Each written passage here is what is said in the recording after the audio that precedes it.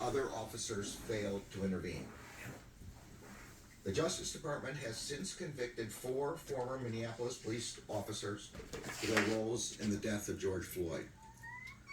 As I told George Floyd's family this morning, his death has had an irrevocable impact on the Minneapolis community, on our country, and on the world. His loss is still felt deeply by those who loved and knew him, and by many who did not. George Floyd should be alive today.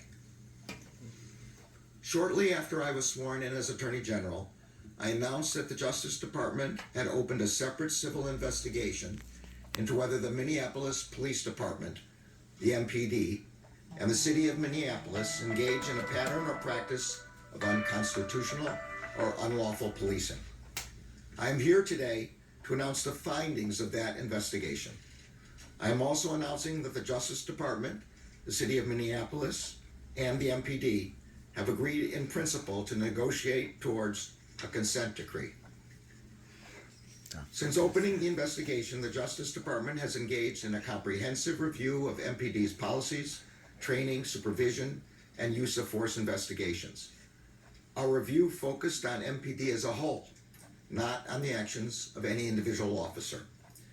We observed many MPD officers who did their difficult work with professionalism, courage, and respect. But the patterns and practices we observed made what happened to George Floyd possible. As one city leader told us, quote, "These systemic issues didn't just occur on May 25th, 2020. There were instances like that that were being reported by the community long before that." The Department of Justice has concluded that there is reasonable cause to believe that the Minneapolis Police Department and the City of Minneapolis engaged in a pattern or practice of conduct that violates the First and Fourth Amendments of the United States Constitution. There is also reasonable cause to believe that they engage in conduct that violates Title VI of the Civil Rights Act of 1964, the Safe Streets Act, and the Americans with Disabilities Act. Specifically, we found that MPD and the City of Minneapolis engages in a pattern or practice of using excessive force, unlawfully discriminating against Black and Native American people in enforcement activities, violating the rights of people engaged in protected speech, and discriminating against people with behavioral disabilities and responding to them in crisis. Damn. I will discuss each finding in somewhat greater detail. First, we found that the Minneapolis Police Department routinely uses excessive force, often when no force is necessary, including unjust, deadly force and unreasonable use of tasers. MPD officers discharge firearms at people without assessing whether the person presents any threat, let alone a threat that would justify deadly force. For example, in 2017, an MPD officer shot and killed an unarmed woman who he said had, quote, spooked him when she approached his squad car. The woman had called 911 to report a possible sexual assault in a nearby alley. We also found that MPD officers routinely disregard the safety of people in their custody. Our review found numerous incidents in which MPD officers responded to a person's statement that they could not breathe with the version of, "You can breathe, you're talking right now." We also found that MPD officers failed to intervene to prevent unreasonable use of force by other officers. Indeed, as outlined in our report, years before he killed George Floyd, Derek Chauvin used excessive force on other occasions in which multiple MPD officers stood by and did not stop him. Second, we found that MPD unlawfully discriminates against Black and Native American people in its enforcement activities, including the use of force following stops. Based on our review of the data, MPD officers stop, search, and then use force against people who are Black and Native American at disproportionate rates. The data showed, for example, that MPD stopped Black and Native American people nearly 6 times more often than white people in situations that did not result in arrest or citation, given their shares of the population.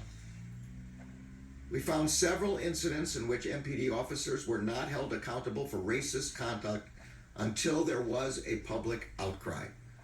For example, after MPD officers stopped a car carrying 4 Somali American teens, one officer told the teens, quote, "Do you remember what happened in Black Hawk Down when we killed a bunch of your folk? I'm proud of that. We didn't finish the job over there.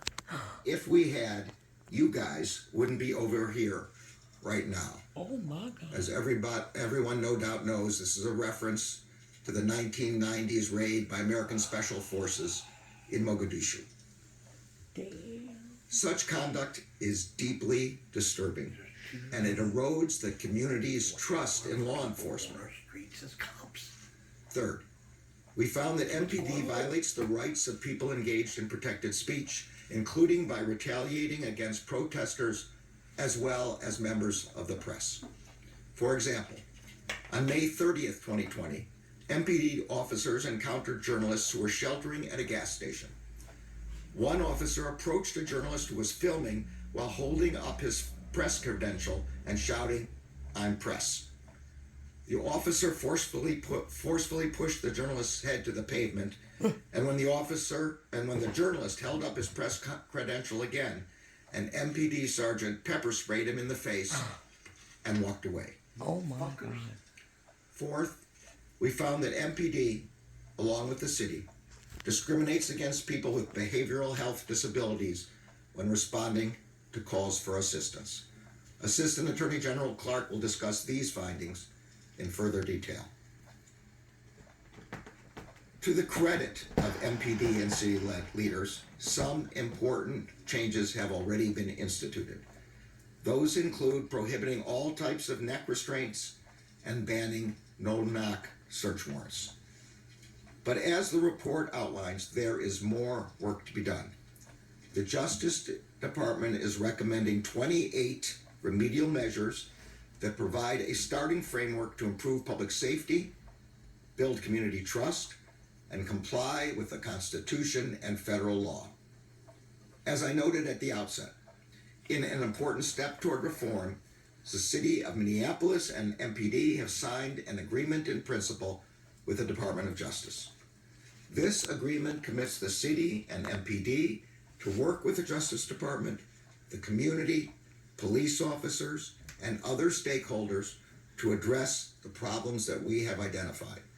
And this agreement commits all parties to the negotiation to negotiate a legally binding consent decree with an independent monitor. We are grateful to city and MPD leaders for their shared commitment to addressing these deep-seated challenges. I also want to take this opportunity to address the officers of the Minneapolis Police Department. Your profession is essential. The work you do on a daily basis is extremely difficult and often very dangerous. Your responsibilities are enormous and could not be more important. You are asked to keep your community safe, to uphold the rule of law, and to ensure equal justice under law. For you to succeed, your police department must provide you with clear policies and consistent training that explain and reinforce constitutional boundaries and responsibilities. It must give you the support you need to do your jobs safely and effectively. And its supervisors and chain of command must enable you to achieve the highest professional standards. This agreement is an important step forward toward providing you with the support and resources you need to do your job effectively and lawfully. And finally, to the people of Minneapolis, thank you for your partnership throughout our review process. Hey, y'all. Good morning. Cheers. Thank you, Attorney General Garland. I want to thank the city and MPD for their cooperation with our investigation. And I want to express my sincere gratitude to the many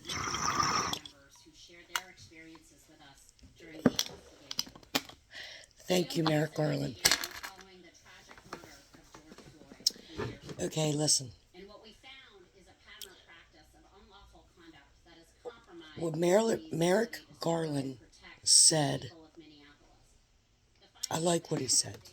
All right, you've been listening to the Attorney General of the But United let me States make something clear. with Justice Department officials Minneapolis from the state of Minnesota talk about the results of a is not the only place that goes through this. into Minneapolis and the Baltimore. Police Department. What Merrick Garland announced is that this That's my home. That's where I'm from. I love Baltimore. that made what happened to George Floyd possible. Patterns and practices. But do you think that this bullshit is not happening in Baltimore? Excessive force when no force Maryland. was necessary, discriminated against Black Americans and Native Americans, and also violated free speech. It's happening It was a everywhere. sweeping report, a scathing report, And that will have consequences. Want to bring in CNN senior at the justice risk of Evan Perez. Evan, what do you hate hear? comments, Well, John, Schmuck. look, I think everyone was anticipating let me say this, let me think about this. exactly what it was. It was a police department that Um, Justice Department's investigation was the cops unequal service to that are being hired, Native Americans in that community. And I'll read you just a few of the a lot of them findings here. They said are they reviewed from the military. body cam videos. They looked at And while most of us decent people appreciate y'all, you should not be cops 2016 to 2020. because And this is what they said. A significant you're trained to do certain things. uses of deadly And being They said that there were a people who were not really understanding, were any kind of threat to patient, officers in some cases caring cop is not one of them. themselves. If you remember, of course, So for the people that are hiring of murder in these men and women George Floyd was kneeling to be officers, for about 9 minutes. The judge why don't you check them out personally 7 times as far as were being used. personally as far as like their personalities and shit, what's going on in their heads? George Floyd Did the military make them cuckoo? If it did, they don't need to be hired by the PD. police shootings that they reviewed, they mentioned If they enjoyed killing people, or they killed a lot of people, report a sexual assault or killing people fucked them up, when the police or when she showed up to the okay, maybe they didn't kill anybody, but they still have that mentality. he said she spooked her. They should not be in our PD. And like I said, it's not just Minnesota. 6.5 times more It's everywhere. stopped by police. Everywhere. Americans were stopped And in my home, in Baltimore, than anyone else. And so at the end of this, going forward, the department, I think, we are the worst city in the U.S. or were. who have taken steps to reform In the whole entire and now going forward, United States. expect to make more changes. They've already banned net Not just homicide, no knock warrants but black on black homicide. department. But importantly, going forward, the city is negotiating with the Justice Department to have a monitor, to have a court-ordered The monitor cops essentially going in Baltimore like to take up for each other. some of these changes and make sure these training changes that are being made stick and are brought It all needs to change. This whole fucking thing with the cops needs to change. All of it. supposed to protect and serve. And to that point, we saw the mayor of Minneapolis shake a Now, to the left again, of AG just because you're certainly something to watch. And from Mr. Black, the military does not mean that you're going to kill somebody. Of course, a civil rights attorney and legal affairs commentator. But you need to be checked out more carefully What was your reaction? than other people because of what you've been through. I hope I said all that right, and I'm sorry if I offended you, but that's just the way it fucking is. Let's do another hit, y'all. This is my wake and bake. Is this your wake and bake? Is this your wake and bake? Killed by a police officer because he was so-called spooked is just unimaginable.